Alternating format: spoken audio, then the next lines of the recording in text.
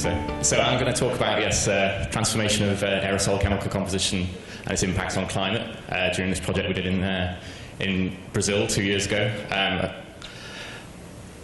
This map behind it is actually MODIS hotspot fire counts of the fires whilst we were there in Brazil 2 years ago. So there's a large amount of fires.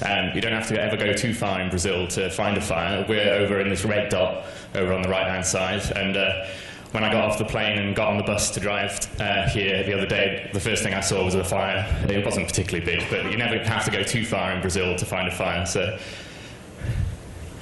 just to put the sort of scale of deforestation in context in Brazil, this is a image from Landsat from 1984, looking at Brazil, and this is the version from 2012. And you see this big increase in deforestation across the southern edge of the Amazon. This is effectively in my lifetime, not to show off about how old I am, but we were based in this red dot here. If I can get this working. There we go. So we were based here in Portobello. So this is in Rondônia state, which is really the sort of capital of deforestation in Brazil. There's a huge amount of deforestation since really the 1960s, 70s, and that continues through to the present day. So we went to Brazil on a large research aircraft. We were basically focusing on regional and global climate, biosphere carbon cycle interactions, numerical weather prediction, and air quality. This is another sort of context for the conditions that we saw. This is looking at the two previous years. We were in 2012 flying, and the 2 previous years before that, looking at the biomass burning season, which really starts in August, is at a peak in September, and then continues into October. Paolo talked about the drought years in 2005, 2010. That has a very big impact in the aerosol optical depth, which is what these colours are showing. You're essentially removing the sink of aerosol, so you get a very large build-up of aerosol over the whole of South America, really, or the northern part at least, over Brazil. Less aerosol in the following year. The 2012 was kind of a fairly average year in terms of the last sort of 5 years or so. Paolo talked about how deforestation rates have declined over the past 10 years. So 2012 might be something more akin to the sort of new normal in terms of what we're seeing.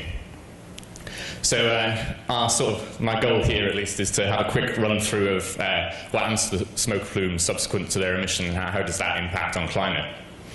So we were on this research aircraft. At the bottom, it's a UK research aircraft. It's fairly large. We can get a lot of kit on board. This is the inside of the aircraft. The instruments, the single particle surf photometer, which measures black carbon number, mass, size, and mixing state on a single particle basis. The other main one is the aerosol mass spectrometer. So mainly we're interested in organic aerosol from this point of view. This is basically the forest cover over Brazil. The dark green is the Amazon rainforest. The lighter shades over here are the Cerrado region. We were based in Rondônia over here, so we did a lot of flying around Rondônia looking at deforestation fires. We also did some cleaner sections to the north, but we also flew across into the Cerrado region to look at the contrast in terms of the different surface types and the burning there. The project was really split into 2 phases from a meteorological perspective. So there was this early phase where we had a large build-up of aerosol over much of the Amazon in Brazil. We then started transitioning to the wet season, so it was wetter. We were based over here. You see there's quite a substantial decrease in aerosol concentrations, but the aerosol was still sustained over in this eastern region, which is why we decided to take our aircraft over there, which is quite handy with an aircraft. This is kind of a snapshot of the aerosol chemical composition. So mass loading over here on the y-axis. These are split between the 2 different phases in terms of meteorologically speaking in the west and the eastern portion.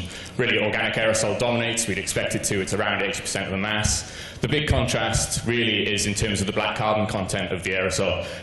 Quite a lot more black carbon in the eastern region, about twice as much than as in the western phase, and that's really related to the combustion conditions of the fires. In the rainforest, you get much more smouldering fires. It's a moister surface, the rainforest, and whereas in the Cerrado region, it's much drier, more flaming combustion, which will preferentially create more black carbon.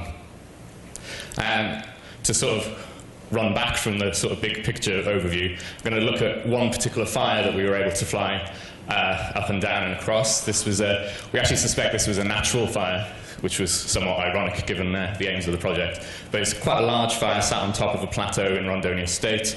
That's the sort of side shot.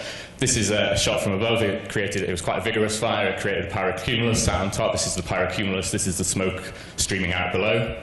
We were able to fly up the plume. This is a slight image. It's slightly offset because the times aren't quite synchronized, but you know, we can't control the satellite that well.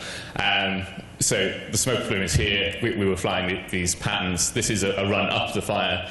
And the markers are coloured by the organic aerosol concentration and sized by that as well. So obviously as we approach the fire is here. So the concentrations increase quite rapidly up to around about a milligram above the fire, which is a lot of organic aerosol. As we flew up the fire, we can look at the changes in the fire properties as a function of the distance from the fire source. Unfortunately, the part of the axes have been chopped off. On the top here is organic aerosol normalized by a background carbon monoxide mixing ratio. That's to take into account dilution effects. So what we would kind of expect is if we had SOA production in the plume, that line would be going upwards. If we were losing SOA, so evaporation, it would be going downwards.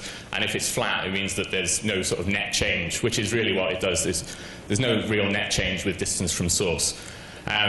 Here is nitrate in the same fashion. There is an uptick in the nitrate as with distance from source. We do see nitrate production in the plume. We also see organic aerosol, not organic aerosol, we also see ozone production in the plume. The coating thickness, so the black carbon cores are coated by secondary material quite rapidly at the source of the fire, and that doesn't really change much downwind, which is consistent with the organic aerosol changes that we observe, or the lack of changes that we really see. But the interesting thing is, whilst we don't see any signs of SOA production in terms of a net effect, we do see increasing oxidation of the organic aerosol, which is, this figure here is the F44 signal from the AMS. It's the CO2 plus indicator for oxidized species, and that does increase as we go downwind, and you can see that in a mass spectrum perspective.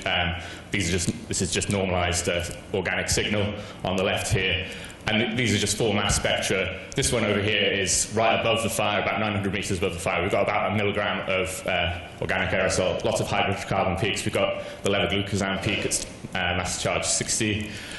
If we go an hour downwind, we've diluted by about a factor of 10. We start seeing increased oxidation, this signal here, and the hydrocarbon peaks are less prominent. We then go 3 hours downwind, we've diluted by another factor of 10. And really it's starting to resemble sort of quite aged background aerosol, which is depicted in this last one here. So as we go downwind, we don't really see this production of new material, but we do see it becoming increasingly oxidized. And so that was kind of just looking at one particular plume. If we look on a sort of regional scale, all of these are different flights in the Rondonia region, organic aerosol versus carbon monoxide. If these are a straight line, essentially we're not seeing any sort of net change in production with distance from source, really. So these are all basically straight. There is some variation from flight to flight, which is probably just a consequence of different conditions on different days, different fire conditions, etc. If you see all of those on one plot, they're all fairly similar. It's around sort of 10 to 1, really. And we see a similar story if we go to the Cerrado environment, a little bit more, a little higher ratio, but nothing too extravagant in terms of changes. That's quite consistent with a lot of work in the literature in terms of there not really being any net impact, net enhancement in the organic aerosol as you move downwind. We can also, one of the things that we've been doing quite a lot of during SAMBA is comparing the data with measurements. This is one such example. So this is a simulation of organic aerosol, the vertical profile of that using WRF-Chem with Saulo Freitas' plume rise parameterization. It's currently in GMDD, so you can read it to your heart's content if you so wish. The black lines are the AMS observations.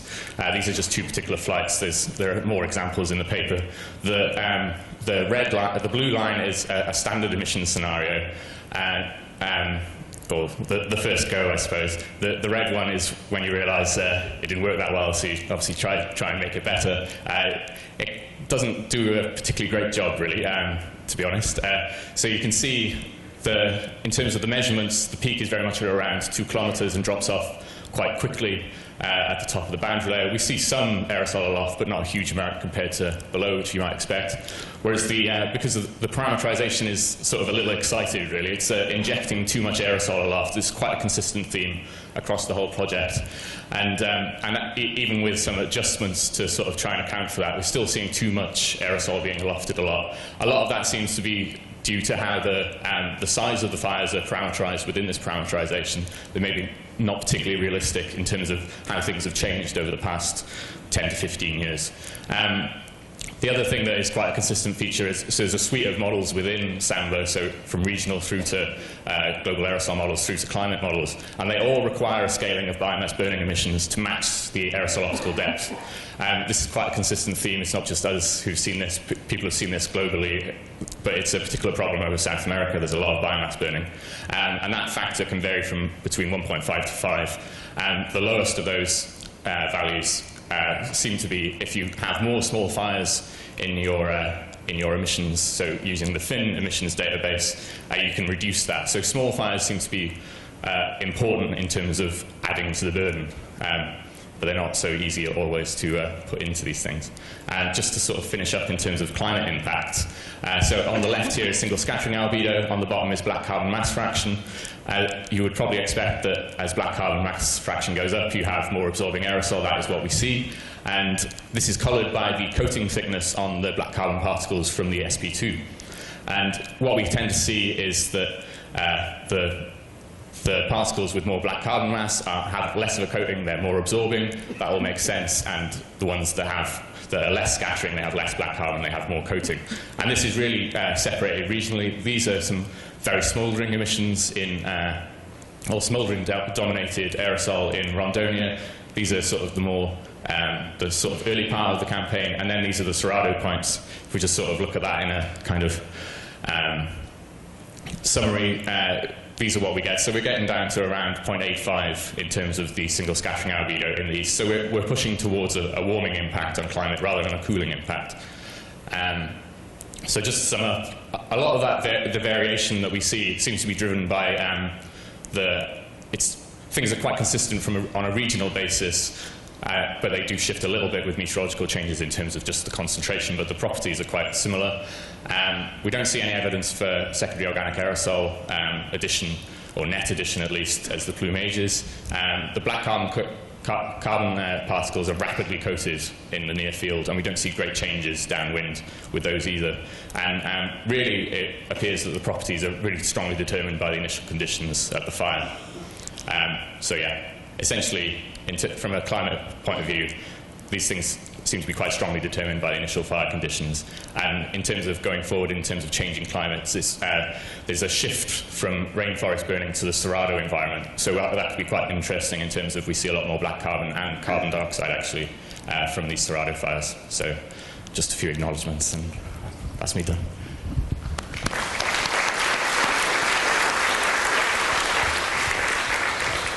Thanks, Will. Are there questions? We've got Paul in front to start us off. Yep, down here, yeah. Thanks, Will, for a very interesting talk. I mean, the one thing that struck me most about that was the vertical profiles and how badly the models are doing, both in the total emissions, but also in this lofting. Were the fires that were the fire types you're looking at very typical? Did you get a wide range? Was it the fact that the fires you were looking at cooler, so you're not getting that sort of lofting? Was there an observational bias in that result in any way? Full stop. Probably not really. I mean, these are very much looking at the regional haze. Those profiles are not looking, they don't have any fires, like directly measured fires in them. They're the build-up of haze. I mean, there are a lot of fires, so there's some sort of distribution. You know, I mean, so the one fire I looked at that I showed more detailed stuff of, obviously that was a pyrocumulus that would have been injecting aerosol aloft, but those didn't seem to be that common, I suppose. And there has been, I mean, people have looked at this, there has been a decrease in the actual fire size of the fires over the past decade, and the lofting essentially is proportional to the size of those fires, so larger fires are more buoyant essentially. So, and that's probably part of why WRF-Chem was quite biased, because of this parameterization. So. Let me speak to that directly. I'm Bob Chatfield, and I saw Saulo develop this, and then various people test it. I think your results are quite typical, actually. I think that you've touched most of the points: the size of the domain, the size of the fire, whether you have his size and your size model in agreement. Still, beyond that, I think there's a simple fact of knowing the effect of the size of the fire and the stability of the boundary layer. The boundary layer, that's a typical result for something that just pops through the boundary layer. And there are various publications showing that a lot of times the fires don't quite pop through that hard-to-describe boundary layer. So I think that the results are quite typical, but I certainly concur that we've got to understand things like fire size and localized fire intensity. Not all fires are the same. Yeah, definitely. I mean, that is quite they kind of either get through there or they don't, and if they do get through, because of the thermodynamics in that region, they can go pretty high quite quickly. So getting that kind of lid basically is quite important.